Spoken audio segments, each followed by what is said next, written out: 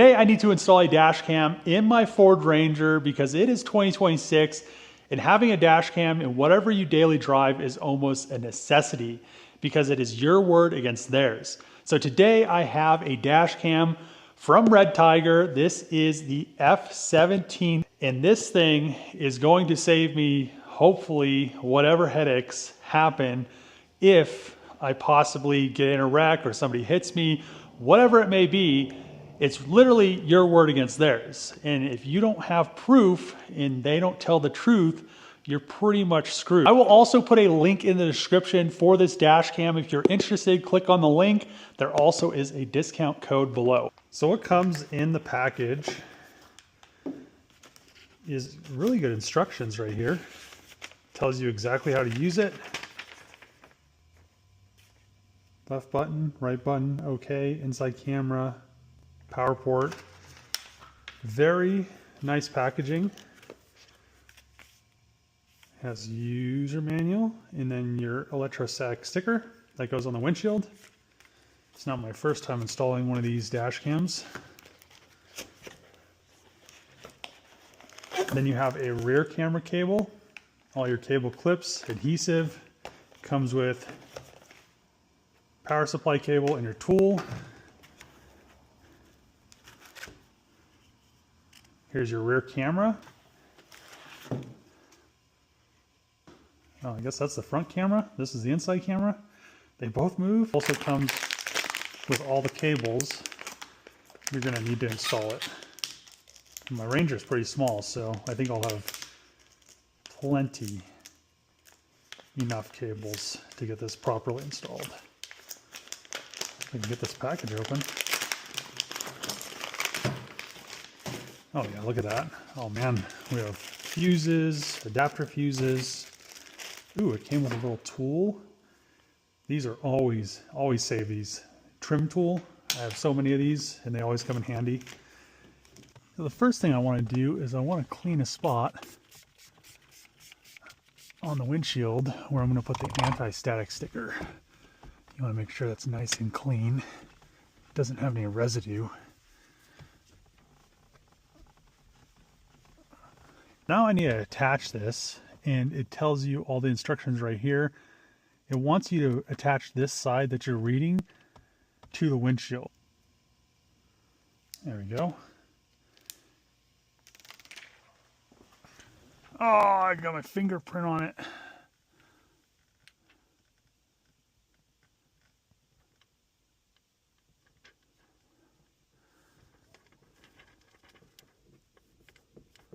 Oh, there's a bubble in it.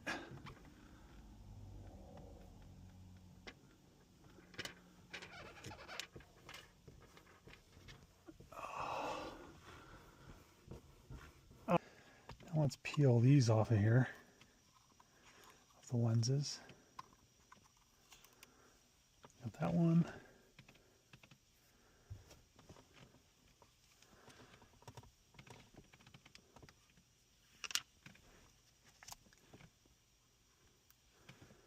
Oh yeah, look at that. So now, this one's a little bit easier. It has a tab.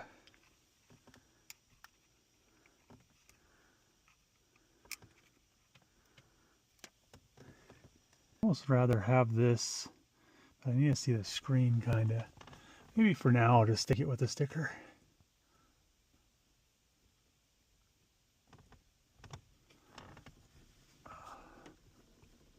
Like so. The screen, I just really don't want it to obstruct my view at all. I think I'm going to put it like right here, off to the, hold on. Yeah, I'm going to put it over here. I guess if you have a slider, make sure you think about that. We're just going to try not to mess it up too bad.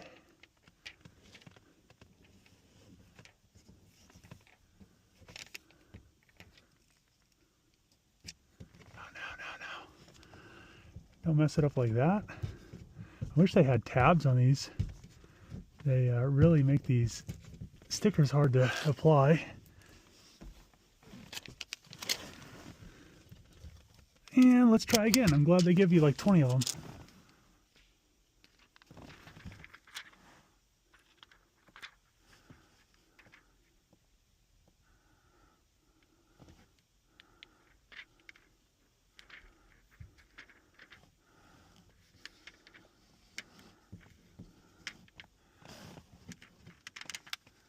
They really need to put tabs on these little... This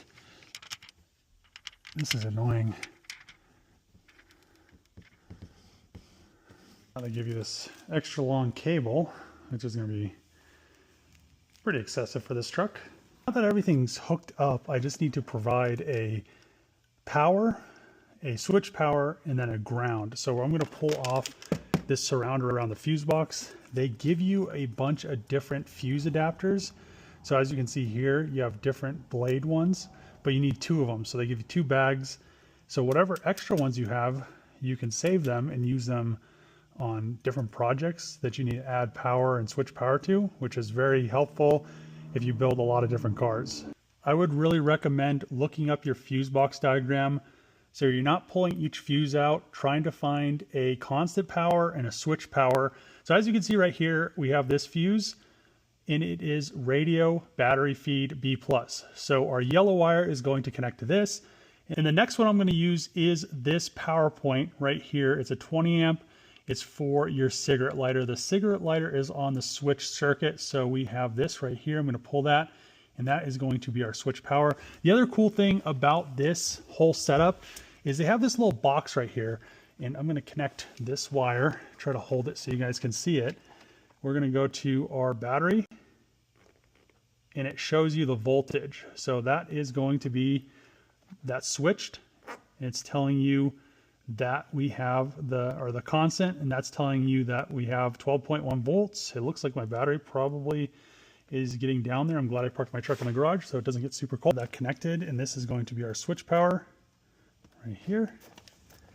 And it shows you accessory right when you connect it. So now I should be able to come over here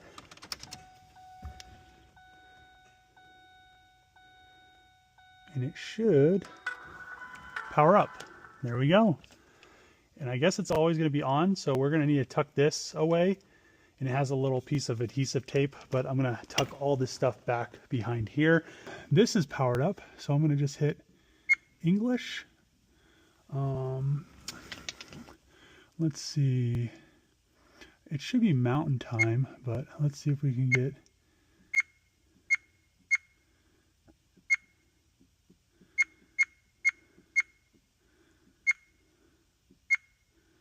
Well, we're in mountain time, so that's good. Oh, we have our camera facing towards me inside the car. We have our front camera, and then we have our back camera. Oh, this is the whole front. I thought this was 2 pieces of camera. So this one's kind of weird. It's like turned. Did I mount that wrong? I may have mounted this sideways. It might have to go like this. So I turned that rear camera so it is hopefully not going the wrong way. Go back accessory, and hopefully it isn't upside down or sideways. Uh-oh.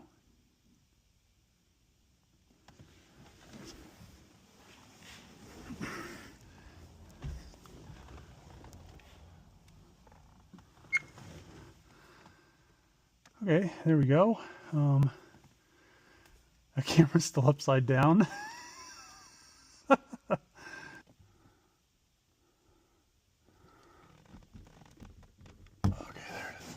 On this dash cam, there's quite a few different settings that you can go into and change.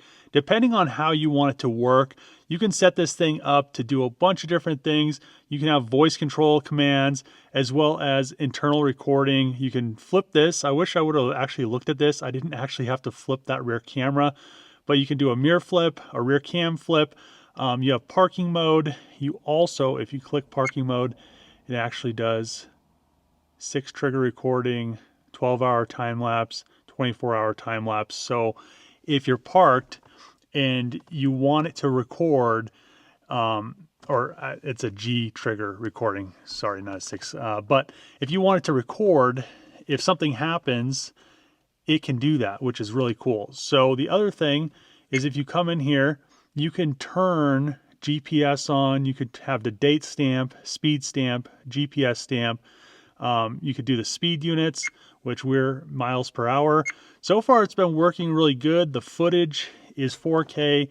At night, all these cameras at night, even GoPros and stuff like that, they really, I don't know, I feel like it's grainy, but at the same time, it's still getting everything. I'm not in the position where I think I'm missing anything or anything like that. So I think it's going to work perfectly fine. I really like that it sets up really nicely. Don't mind my headliner on the Ranger. I need to redo this thing.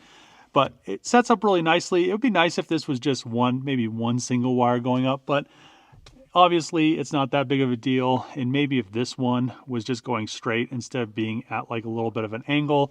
I think most people actually put this underneath the mirror though. So it really, you never see it. I just kind of put it off to the side. So when I'm looking down this way, going around a turn, it's not in the way of my sight is more of the thing that I was worried about. And then down in here, you could set everything for the card. You can format it. I mean, you have help. It has the app you can hook up to your phone. It's just really, really nice. And then you have this flicker setting and it goes 50 to 60 Hertz. So if you're seeing a bunch of flickering, you can actually change that. So this is actually, I think, a really good camera. There's a bunch of stuff on the market, but you have your little micro SD card right here.